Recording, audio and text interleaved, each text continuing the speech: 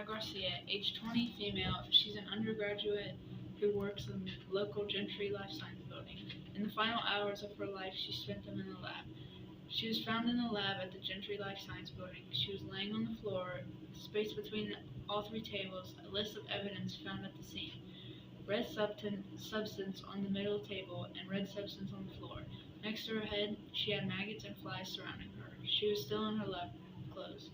She was laying on her stomach, head to the right. There was hair on her back, which was later identified as Eric Piedmont's hair. Next to her, a handwritten note and fingerprints that were also identified as Eric's. On the table right above her head, there was a computer and some chemical substances that are unknown. On the table to the left of her body, there was a microscope, yellow paper, and pen.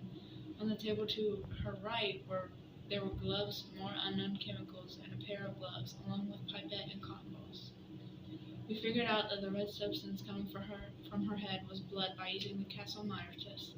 We also figured out that the blood type was type A, which matched Garcia, Piedmont, and Hall's blood type. Then a DNA test was done to prove that the blood belonged to Anna Garcia. The 24 hours leading up to her death were: she went to Dr. Eppel's office and asked her to write a report, had a lunch date with her boyfriend Eric, collided with Sam at her soccer practice, studied with Dominic, took 2 pills for her headache, studied in the lab, and was found dead the next morning. The people we suspect is Taylor Diaz, a classmate and friend who found Garcia and notified authorities, Eric Piedmont, boyfriend who was seen arguing with Miss Garcia recently, Dr. Opel declining writing recommendations for Garcia, Dominic Hall, a classmate highly competitive with Garcia. Garcia won a scholarship that she wanted.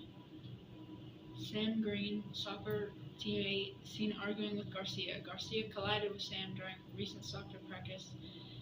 Sam blamed Garcia for hair loss. We tested them by looking at their heart rate and respiration rate on a polygraph test. Our top suspects are now Eric Piedmont and Dominic Hall, because their respiration and heart rate changed when asked questions.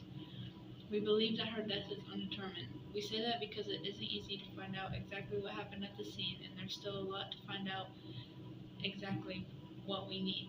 We would still need to do MRIs, an autopsy, and maybe X-ray if necessary. We also think questioning the parents of Garcia could lead to further information for the investigation.